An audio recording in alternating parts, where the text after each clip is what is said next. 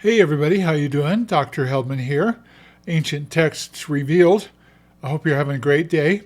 In this video, what I'd like to do is delve a little bit more into the Book of Enoch, which I find to be an extremely fascinating book. And I want to introduce you to a new book that I obtained that talks a little bit more about it. And I think you're going to enjoy it. Let's get started.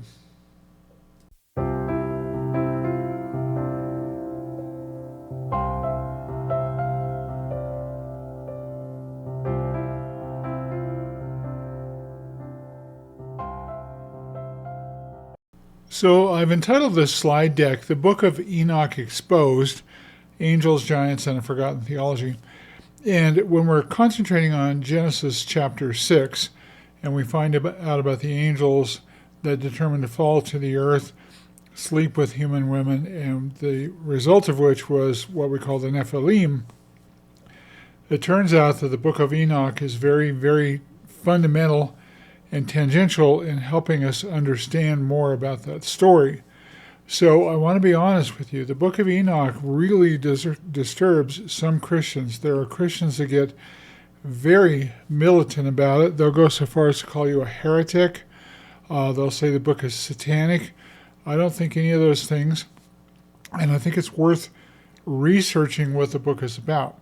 The book counts as what Protestants call pseudepigrapha, which means false writing. And the reason for that is because it really wasn't written by Enoch per se. Enoch was about 3,500 years ago, so somebody wrote about this Book of Enoch later on. So it's false writing, meaning that we're trying to attribute to Enoch that which he did not write. Nevertheless, the book has been accepted by several Bible people. For example, Jude wrote about it. That's something that I want to talk in this video. But also, I find it to be very helpful in chinking in or filling in what it is we know about the Genesis 6 story. So I happen to be reading about Enoch books, and I happen to find this book. This is a guy named Dr. J. Winter. It's called The Complete Book of Enoch, Standard Version Edition, Standard English Version. I ordered this off of Amazon, but it's actually free for the download.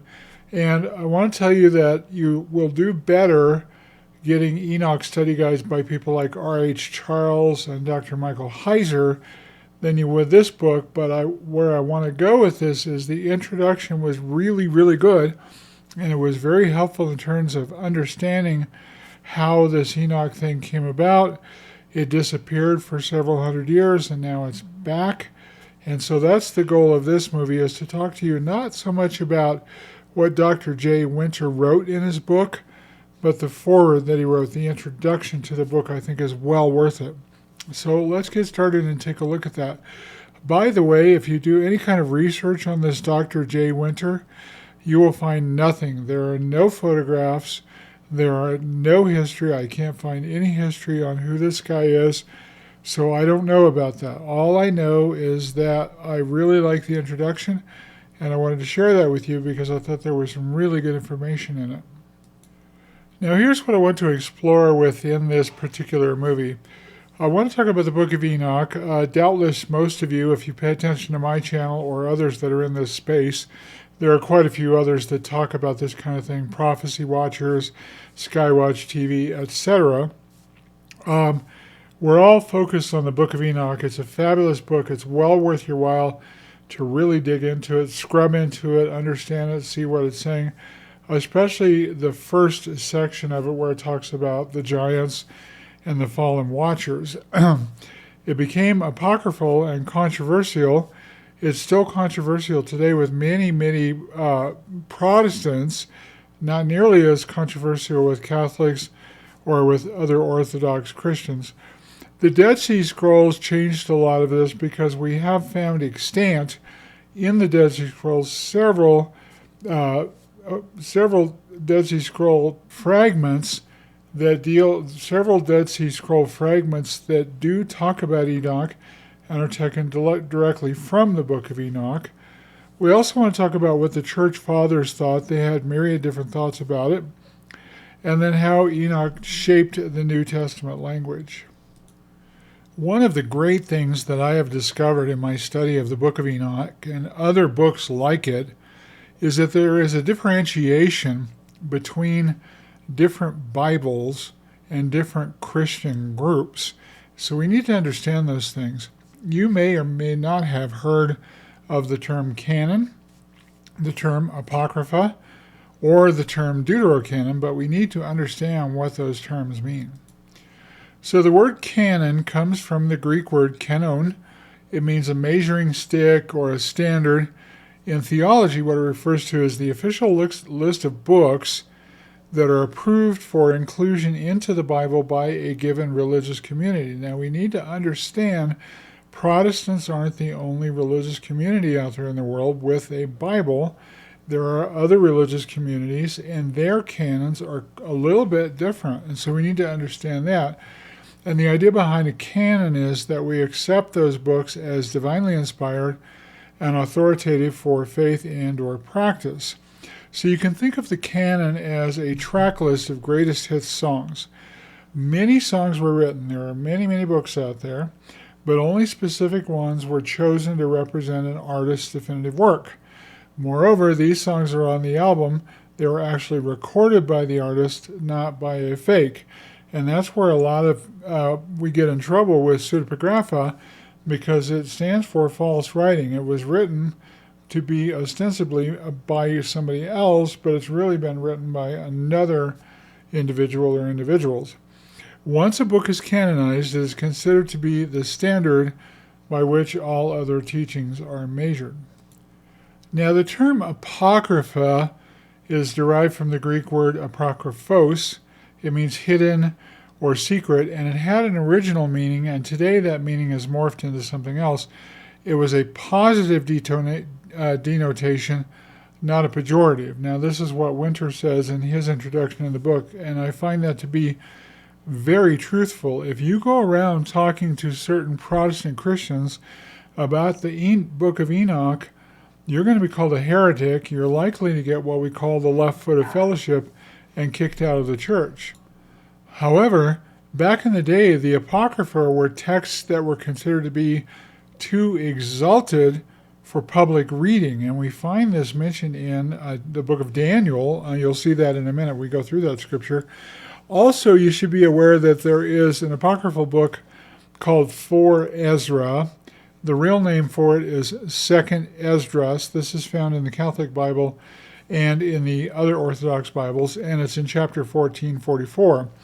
And there were 94 books that were published.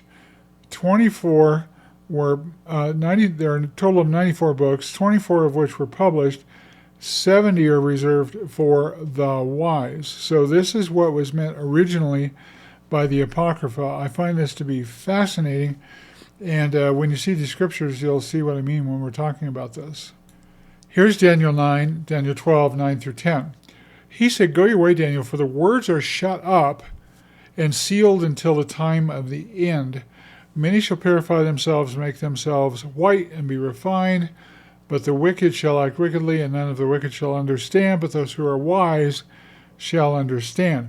And so what I take to mean of this, as we get more and more and more into the end times, and things are getting more and more dire, and we see that the Lord is likely to return at some point soon, these words are opened up to those that are true believers. Open our hearts, open our eyes, open our ears. And that, I think, is what Daniel was talking about here. So there are certain words that were shut up in times past. They were out there, just nobody was paying attention to them. And in fact, in some cases, they were deliberately obfuscated or obscured. Now, if you're not a Catholic, you're likely not familiar with 2nd Esdras. You can also call it the Book of Ezra. And this is found in 2nd Esdras, chapter 14. This is 41 to 47. "My mouth was open and shut no more. The highest gave understanding unto the 5 men. They wrote the wonderful visions of the night that were told, which we read, they knew not. They sat 40 days, and they wrote in the day, and at night they ate bread. As for me, I spake in the day, and I held not my tongue by night. In 40 days they wrote 204 books. And it came to pass, when the 40 days were filled, the highest spake, saying, "The first that thou hast written publish openly, that the worthy and unworthy may read it, but keep the 70 last, that thou mayest deliver them only to such as be the wise among the people.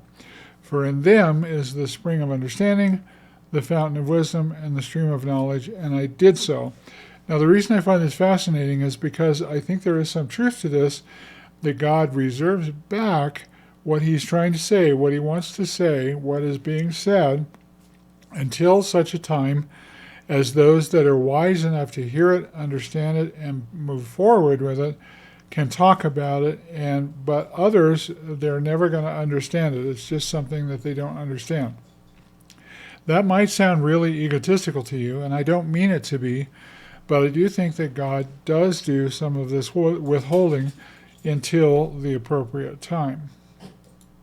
So let's begin to talk about the Apocrypha. There's two parts to this slide. The Apocrypha are religious texts that were written around the same time as the Bible, but were not included in the official canon. These books might be historically interesting or spiritually helpful, but they aren't considered divinely inspired by the community that set the canon. Now, that's the important part. There was a group of believers that got together and set a specific canon, but you should be aware that there is more than one canon. Protestants have one, Catholics have another, Orthodox have another.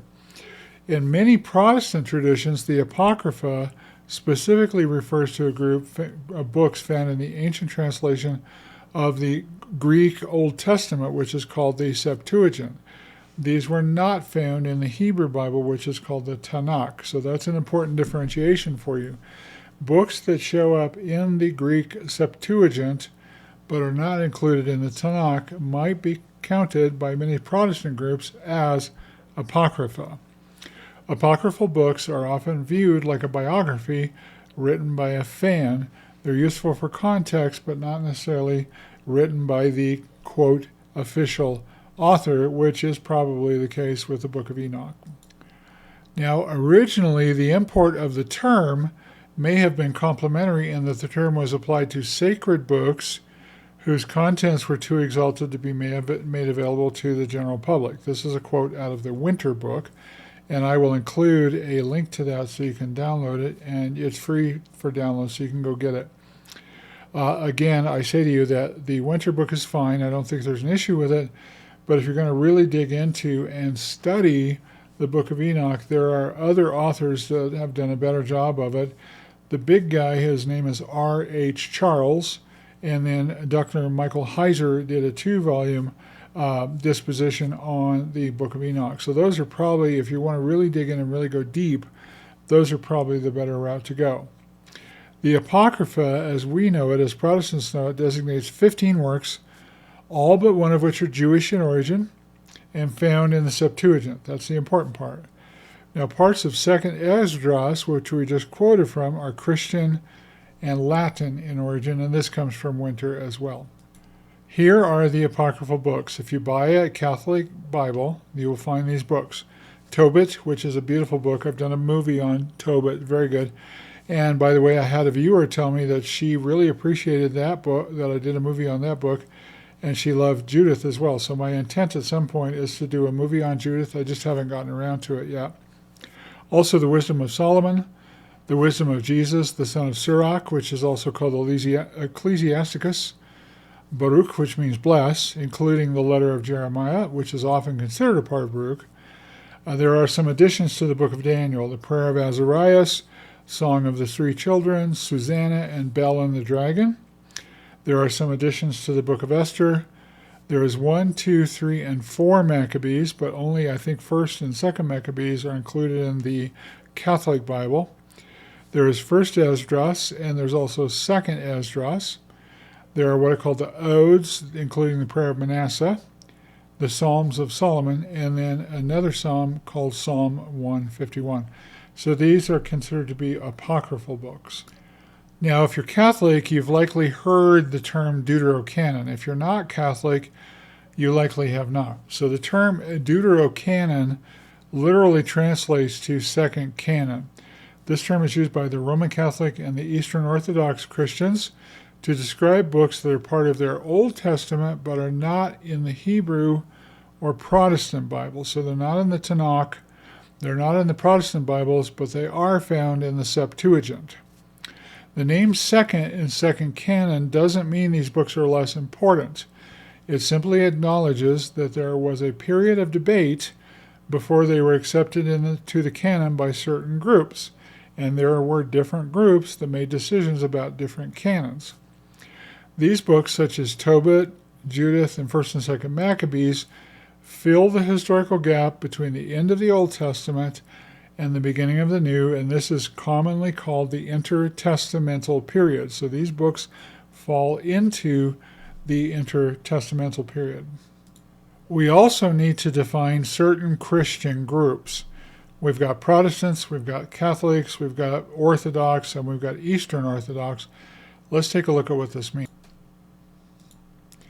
So the Protestantism includes many denominations. There are many denominations within Protestantism, such as the Baptists, Pentecostals, Methodists, Lutherans, and Presbyterians, among others.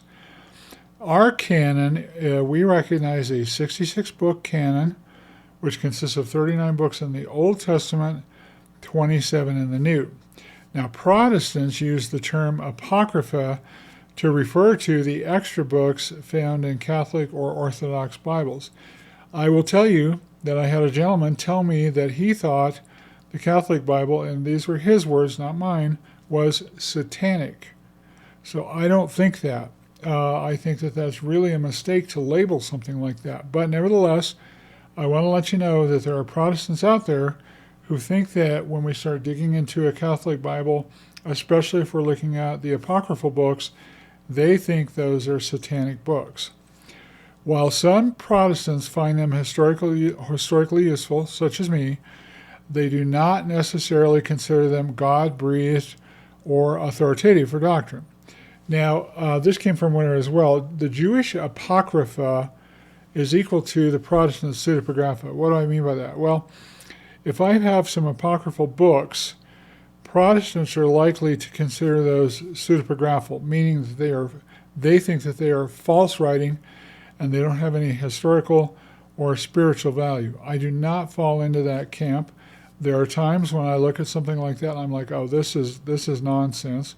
There are other times when I think there's real value in those books. So I'm not here to encourage you or discourage you one way or another, but I do think it's worth your while to study these things out and to understand what they mean and why they exist.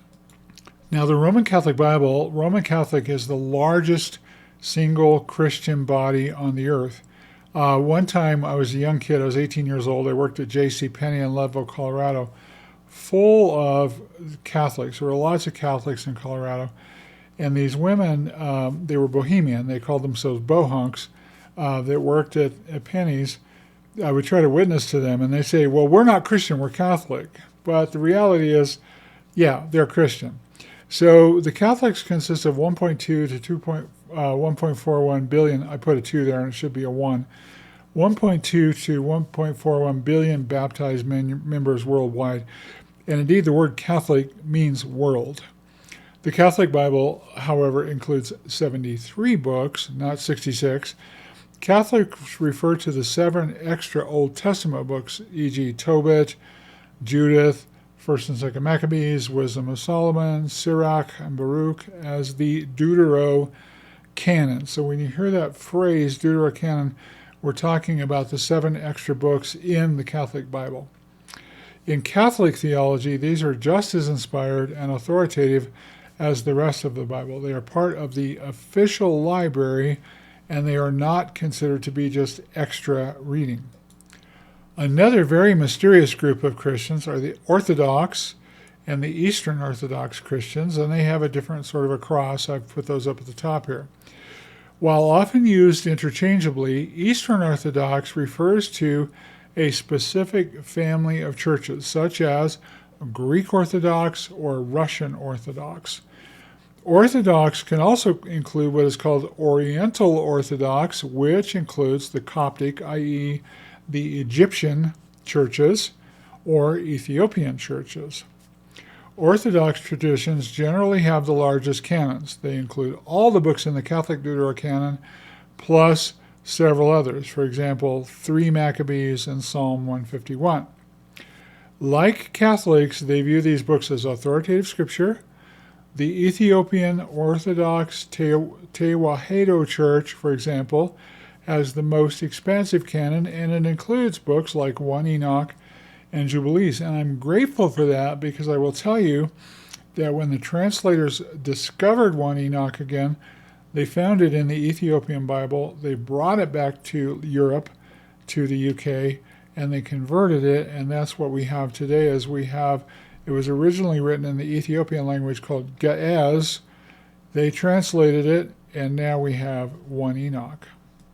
Now, when I was teaching in Sunday school, I went to the effort to prepare a little Excel sheet that showed the difference between these two, and I want to show that sheet to you. I probably won't share it with you online, but it's really easy to go out and make this sheet for yourself so you can get a comparison of what these different canons look like. Okay, so you can see here that I've built an Excel spreadsheet, and on the left-hand column here, column A, what I did was I designated the Protestant Bible, then the Catholic Bible, and the other Orthodox Bibles. Now, I'll go ahead and put up a screenshot of a book that I found really helpful to help me consolidate all these so that they made sense to me. Anyway, as you scroll through this spreadsheet here, it all looks basically the same as you go down through here. And until you get to here, where we can see in the yellow that we have some extra books that are included. We have Tobit, Judith, the additions to Esther, the Wisdom of Solomon, Sirach, Baruch, the letter of Jeremiah, the additions to Daniel, and then 1st and 2nd Maccabees. So that's where the Catholic Bible leaves off. Then, if you begin to look here in the, whatever that is, gray I guess is what that is, or like a salmon color, we have 3 Maccabees, 4 Maccabees, 1st and 2nd Esdras, and I mistakenly told you that Esdras was included in the Catholic Bible. It is not. The Prayer of Manasseh, Psalm 151, 2 of my favorites, 1 Enoch and Jubilees, and the 3 which I have never read before. My intent is to definitely get in to read these in 1st, 2nd, and 3rd Maccabean. Now, another interesting thing, and this makes me think that this Dr. J. Winter is a Catholic, and I don't hold against that to him. I want you guys to know, when I was a kid, 18, 19 years old, I hung out with a lot of Pentecostal, charismatic, Catholic believers, and I loved those people. They really knew how to worship the Lord. I love Catholic believers. I think that Catholicism has some issues, and I'm not going to get into that here. If you're a Catholic, God bless you, and I want to let you know that I love you, and I believe that the Lord loves you, and we all have differences in our doctrines that may not be the way that the Lord sees things. So I'm not here to judge you, and I do want to let you know that I have fellowshiped with Catholics, and I love them dearly. Now, I believe that Dr. J. Winter was a Catholic, and I'll tell you why. Because he leaned heavily on a new book I'd never heard about. This thing is massive. This is a tome.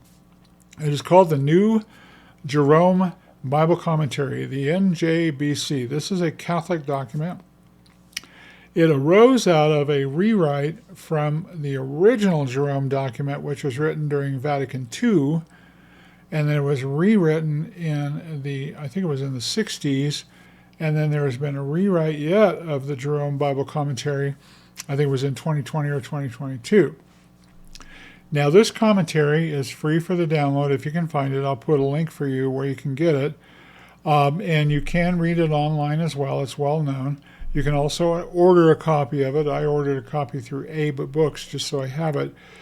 And it's massive. It's very big. There's a lot of reading to it. And it's also very, very scholarly. So there's a lot of scholarly work that went into this. So I don't want you going in thinking that this is an easy read. It is not, but we need to know about the NJBC, the New Jerome Bible Commentary, and it's named after Catholic Saint Jerome. So let's talk about the NJBC. It was published in 1990. It's considered to be the gold standard of one-volume Catholic biblical scholarship. This thing is 1,300 pages long. It is massive. It was 80% rewritten after the 1968 Vatican II version. It includes newer archaeological research, which is great, as well as extensive Dead Sea Scrolls research. Now, the newest one that was rewritten in 2022 includes even more Dead Sea Scrolls work. So there's a lot of work that's gone on because we have learned more about the Dead Sea Scrolls.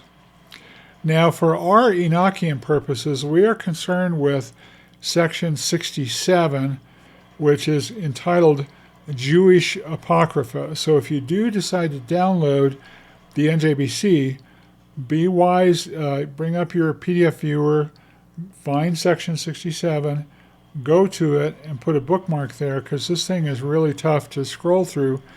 So make sure you bookmark that section and read it. And again, it is a very scholarly work. You're not going to get this read in an evening. There's a lot of detail and research that went into this, and I really applaud these scholars for putting this documentation together. And that picture on the right is a picture of St. Jerome. He was canonized. So that's what I meant by the introduction to Jay Winter's book. That's where you really get the rich, feature-rich stuff. And let's talk about one Enoch in a nutshell. So it's called Ethiopian Enoch. You need to be aware that all the Enoch that we have, besides the Dead Sea Scrolls documents that are out there, it's found in the Dead Sea Scrolls along with the Book of Giants. This is all known about. These fragments are out there. We've got them. But back in the day, it wasn't known about. So this was the only book that we had came from the Ethiopian church, and it was written in the language called Ge'ez, and it was brought back. So it was compiled likely in 3rd or 2nd century BC from older traditions, and it includes some cool themes like the fallen watchers, which you see here looking out over the earth. Over Mount Hermon, they're making a decision to fall and to take human wives. The giants, which were the result of the marriage between the watchers and the human women, the subsequent flood and the judgment and the vindication of the righteous. So this is a really, really cool book, and what it does is it feeds very well into Genesis 6 and elsewhere throughout the Old Testament, where the Hebrews were fighting off the Nephilim. So there is something I want you to know about. The New Jerome Bible Commentary, the NJBC, definitely calls out 2 Enoch and 3 Enoch, and you should be aware of this. These, I think, are Gnostic books. You're welcome to own them, but please read them with, just a little bit of a grain of salt, because I don't think that they are spiritually accurate, nor do I think that they are good for you to quote from. We're talking about the book called 1 Enoch. 1 Enoch is accepted by theologians who study pseudepigraphic material. 2 and 3 Enoch are considered Gnostic, and they are not reliable for theological research. So don't go around quoting 2 Enoch and 3 Enoch, because there's a lot of nonsense in it. Now, the NJBC describes it thus. There are 2 versions of the book. So we've got Slavonic Enoch, which is also known as 2 Enoch, and then Hebrew Enoch, which is known as 3 Enoch, and these are called out in the New Jerome Bible Commentary, section 67. I put the page number here for you, should you decide to download the PDF. We are interested in the Ethiopic Enoch, 1 Enoch. That's the one that's of importance to us. There are some other interesting tidbits that we can take away from the NJBC. They call it miscellaneous Enoch material. It's mostly written in Aramaic. It's circulated among the Jews until the 2nd century. Now, this is super interesting to me, because the Jews realized that there was a failure of successive revolutionary movements, and it caused the rabbis to distrust extravagant apocalyptic hopes for the future. Consequently, 1 Enoch fell out of favor in Judaism, and that's why the text disappeared, and it wasn't resurrected again until the 1800s. But ancient church fathers, such as Tertullian, regarded it as scripture. You should be aware that there are other church fathers like Hilary, Augustine, and Jerome who did not. In Greek, 1 Enoch influenced Christian works such as Jude 1, 14 through 15. It influenced the Book of Barnabas, and it influenced the ancient church father Irenaeus. Between 350 and 650 AD, 1 Enoch was translated from Greek to Ethiopian for the Ethiopian church usage. And then in 1773, a guy named James Bruce brought the Ethiopic version back to Europe and released the first translated edition in 1821. I've said this before, the Dead Sea Scrolls have numerous Greek fragments of 1 Enoch.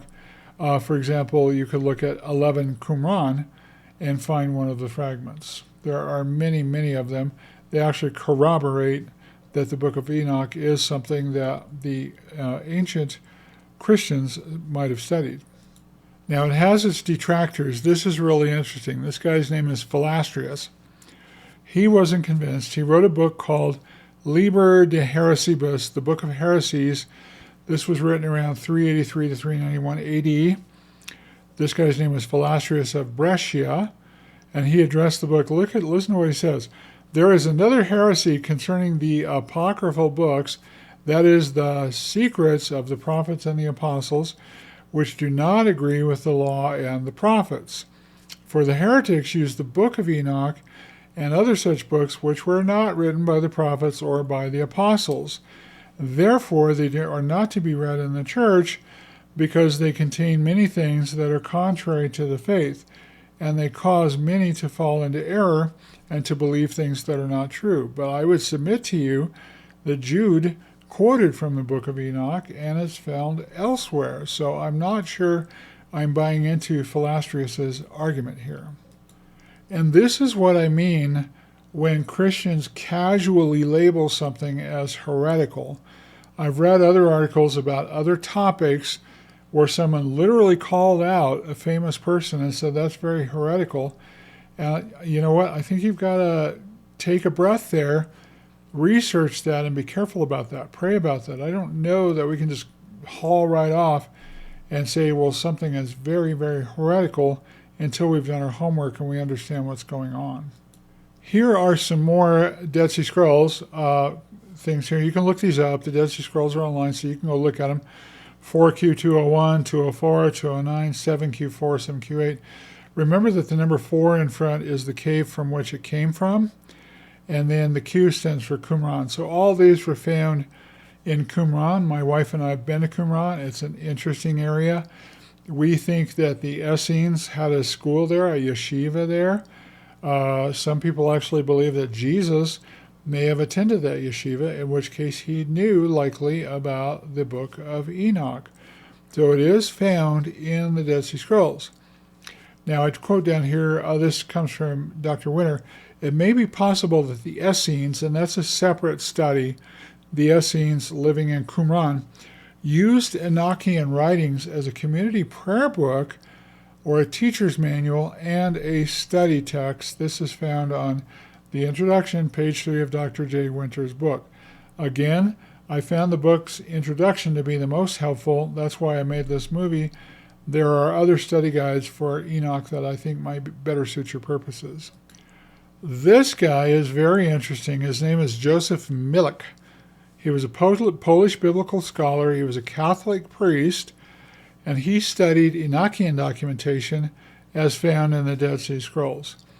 He believed, his research said that it was firmly embedded Enoch in the broader Second Temple literature, meaning 70 AD, Christians were talking about Enoch, clarified the relationships among the Aramaic, the Greek, and the Ethiopic versions, and he helped to dismantle the argument that Enoch must be a late Christian era pseudo-prophecy. And there are other prophecies about other topics like this that are scaling around, that people are putting around, that, oh, that was dreamed up later on. No.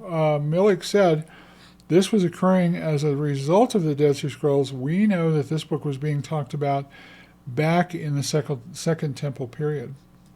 Now, this is super interesting to me. Dr. Winter identifies over 100 phrases in the New Testament that have precedence in the Book of Enoch. Now, there's a couple of examples I wanted to point out here. First of all, the elect one as found in Luke 9:35. One of the most significant precedents relates to a title used for Jesus during his transfiguration. In Luke 9:35, a voice from heaven says, "This is my Son, the elect one. Hear him." This is an Enochian precedent. The term elect one is a highly specific title found 14 times in the Book of Enoch. It describes a promised figure who will sit upon the throne of glory and dwell in the midst of the people, which we know Jesus will do. Its significance, Winter argues, is that New Testament translators quite often change this to beloved Son, which isn't anything like elect one, to match Matthew and Mark. But the original Greek in Luke, ho eklegomenos, directly mirrors the promised elect one of Enochian prophecy. Here's another one. This is the judgment of the ungodly, found in Jude 14 and 15. This is perhaps the most famous direct connection where a New Testament author explicitly attributes a prophecy to Enoch. Jude 14 and 15 says, "Enoch, the seventh from Adam, prophesied, saying, Behold, the Lord cometh with 10,000s of his saints to execute judgment upon all, and to convict all that are ungodly, them of all their ungodly deeds." Now, the Enochian precedent here is this is a direct quote from the very beginning of the Book of Enoch. It's Enoch chapter 1, verse 9, which reads, "And behold, he cometh with 10,000s of his holy ones to execute judgment upon all, and to destroy all the ungodly." What's the significance here? Well, the use of this quote by Jude strongly suggests that these written prophecies were available and regarded as authentic during the apostolic era, because the book of Jude found its way into the Protestant canon. Jude quoted from the Book of Enoch. Now, interestingly, the time difference between Enoch and Jude is 3,400 years. Therefore, Jude's reference to Enoch's prophecies strongly leans toward the conclusion that these written prophecies were available to him at that time. And we want to talk about the ancient church fathers. This comes from Barnabas, the Epistle of Barnabas. I put the link there for you so you can go look it up. By the way, this New Advent organization is a Catholic organization. I love these guys. They have got all of the church fathers online and available for you, and for I think it's like $20, you can download the whole thing to your local computer. Here's what Barnabas says: "The final stumbling block or source of danger approaches, concerning which it is written, as Enoch says, For this end the Lord has cut short the times and the days, that his beloved may hasten, and he will come to the inheritance." And the prophet also speaks thus, 10 kingdoms shall reign upon the earth, and a little king shall rise up after them, who shall subdue under 1/3 of the kings." That comes directly out of the book of Daniel. And here's another ancient church father. His name is Legatio, and he wrote in a book called A Plea for Christians. It was written about 177 AD. Athenagoras of Athens refers to the Enochian narrative regarding the fall of the angels. This is Athenagoras writing in this book called Legatio. In chapter 24, he provides a detailed description of the nature of the fallen angels as spoken of in the book of Enoch. The reason Enoch and Jubilees are so valuable is because they chink in and they cement in the story in Genesis 6. It directly mirrors the accounts found in the book of Enoch. Athenagoras writes, "These angels then who have fallen from heaven and haunt the air and the earth and are no longer able to rise to heavenly things," you'll find this when you read Enoch, that this is the truth, "and the souls of the giants, the Nephilim, which are the demons, who wander about the world, perform actions similar, the one part of them to the natures they have received, the other to the appetites which they have been smitten. So there's another ancient church father that wrote out of Enoch. Okay, so I have to ask you, how did I do? I think this is just fascinating material. I'm really engaged with the nexus of pseudepigrapha, Apocrypha, these ancient writings, the canons of Scripture, where all this stuff intersects at. I think there's a lot of meat out there. And yes, I do think that we have to listen to people who tell us, be careful, be very careful. I urge you to please be very careful. But I am not urging you to not study this stuff. I think it's wise for you to study, to show yourself approved. Know what you're talking about when you're talking to others about these kinds of topics, and don't simply label someone as a heretic or that they're headed for hell or that the scripture they're reading is satanic. I don't think that is correct. My name is Dr. Heldman. This channel is Ancient Text Revealed. I hope you enjoyed this video. I hope that you like this video and you subscribe to my channel. I would love it if you tell others about it. I am actively trying to grow the channel. I'm trying to avoid people that ping me that want to charge me thousands of dollars to grow the channel through the magic of technology, which I'm not sure about. And so I'd like to just do it more organically. And if you want to drop a comment online, you're welcome to do that. I love y'all's comments. And I want to tell you right now, Baruch haba b'shem Adonai. Blessed is he who comes in the name of the Lord. I will talk to you in the next video. Have a wonderful and blessed day, and may the Lord bless you.